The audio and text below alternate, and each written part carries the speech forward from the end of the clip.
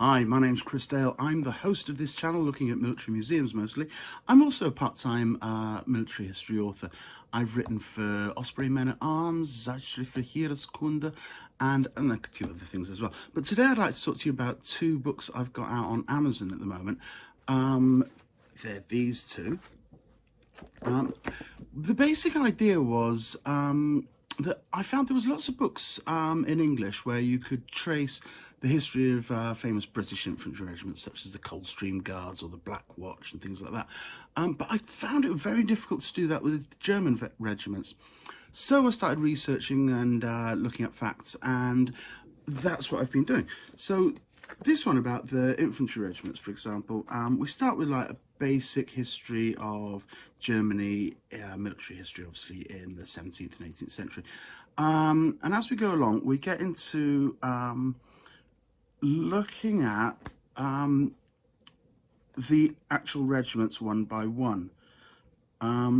We do the uniforms, and then I've got photos from loads of military museums, obviously, that I've been to, showing all the different types of Pickelhaube. We go through the history of the regiments in numerical order, from their formation, through the 7 Years' War, through the Napoleonic Wars, into the Wars of Unification, and basically do all the regiments one by one. It's like 250 pages, loads of photos, as you see. And I don't think it's ever really been done before, at least not in English. No way to actually tackle them all.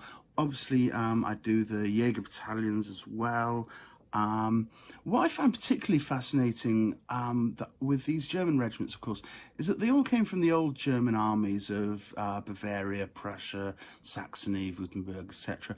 So they all had very different histories. You know, the Prussians were becoming the dominant power in Germany. The Bavarians were often fighting against the Prussians. The Saxons were also defending themselves against the Prussians. So they're on different sides. And then, of course, they all come together in the Wars of Unification, Franco-Prussian War, and so forth. Also, I do all the uniforms, and what I then did is illustrate all the regiments one by one, with the different Pickelhaube variations, the different cuffs and collars, shoulder straps, which I think is quite handy just as a quick reference for when you see photographs and you're not sure of the shoulder strap insignia. This will show you the exact regiment and then show you the history of the regiment. That was the idea. So I did that with infantry regiments, and then I did it with the cavalry regiments. That was quite a lot more complex because the Lancers, the Ulanen, the Husaren, the Dragoner, they're all different. So we go through again the history of German cavalry, the actions they fought in, development of cavalry, the uniforms. In this book, actually, I was really helped by the Kaiser's Bunker collection. I took some photos in museums, but as you see here, the Kaiser's Bunker collection has got loads of really good quality photos of uniforms.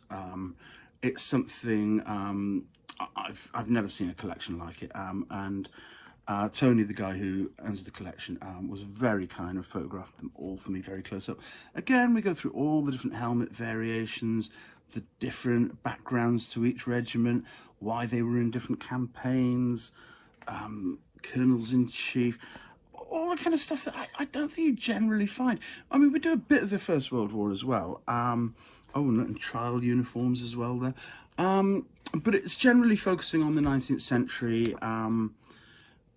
And of course, at the end, we go through, once again, all the regiments one by one, so you can easily distinguish them.